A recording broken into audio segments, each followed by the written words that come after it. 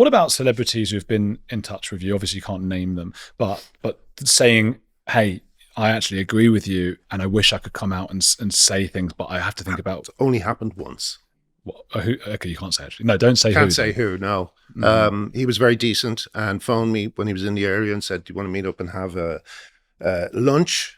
For which I was incredibly late because of my life was chaotic at that moment.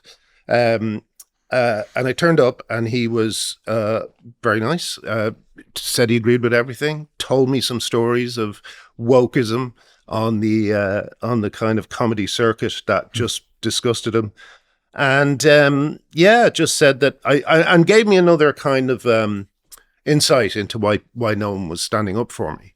And it was because what they do, right, is that when someone like Rufus Hound is a good boy and does what he's told, and is nasty to women and calls them bigots and so on, when they do what they're told, then they'll not go on a little tour through your timeline using search terms like the C word, right? Or the F word, okay? But then, they'll turn up hundreds, right? Because there was a time a few years ago when no one gave a damn about things like that. Or at least he was in their favor. So now these same people are pretending to give a damn about the use of the this or that word, Right. It's so interesting who they go after and who they don't. I see. And also, a lot of these people, I think... I'm thinking of Christopher Hitchens, and he said whenever... If only he was still alive. I'm so guilty about being so angry at him about Iraq. But then again, he didn't care. Who the fuck cares that I'm angry at him?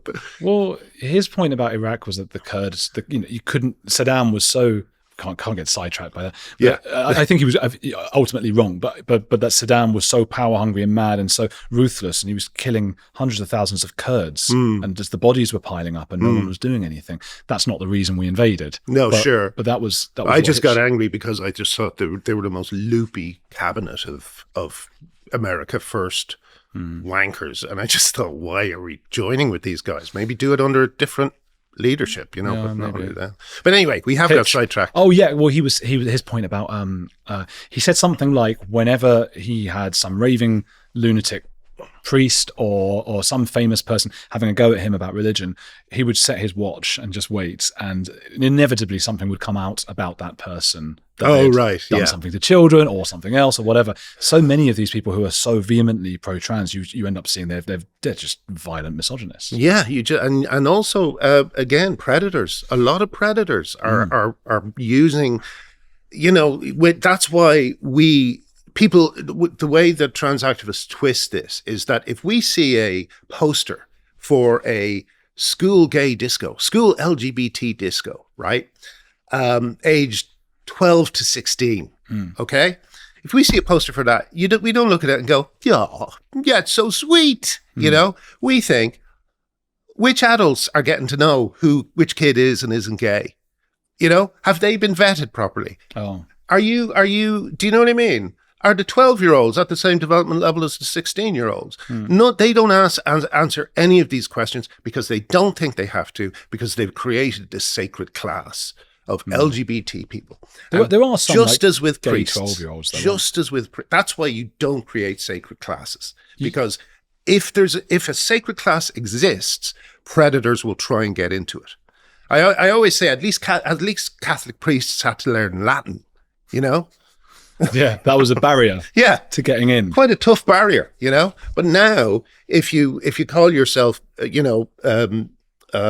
queer. Or I'm trying to think of a suitably misogynist name, Roxy Tickle. Yeah, Roxy Tickle and stuff. You're allowed away with it, Roxy Tickle was an adult entertainer as well. That's where he got his name. Well, is that actually true? Because I've been saying it's a porn star name, but I didn't know it actually was one. I think it is. And also, he is the local moderator of his local lesbian group. He's like the head honcho. Right. I'm not doing this anymore. I'm ending the podcast forever. Yeah. We can't do this. Roxy Tickle, for anyone, just very quickly, that was the court case, Tickle versus Giggle. He sued Sal Grover for access to her app for women only, and he's a bloke. Yeah. Yeah, there's no way around it.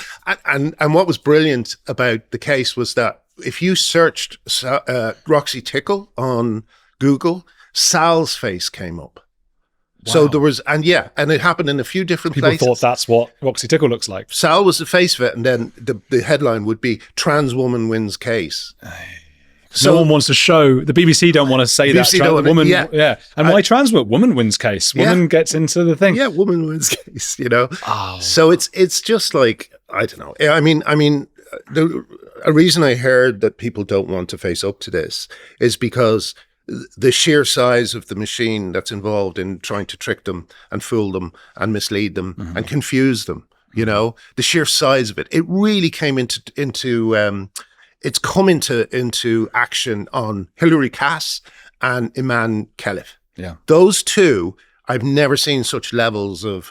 But tall women have an advantage in basketball. I've never seen any such. It's like, because they knew that this is the one that might really get people angry.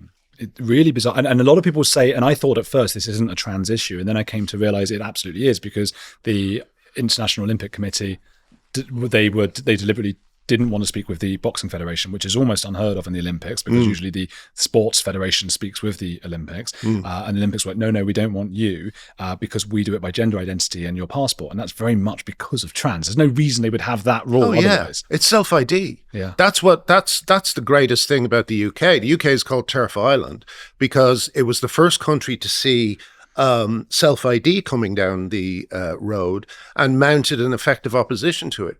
Wow. The women, the TERFs of the UK are seen as a kind of a beacon to the rest of the world. Wow. Because feminists are two feminists in France who wrote a book were followed down the street.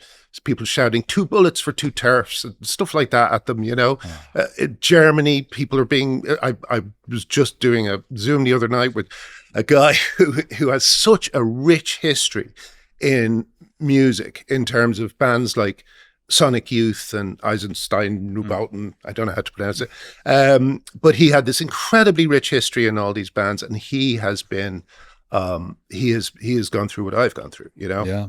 And it's just all over the world. People are just so grateful to UK feminists for what they've done, because they were the first into the teeth.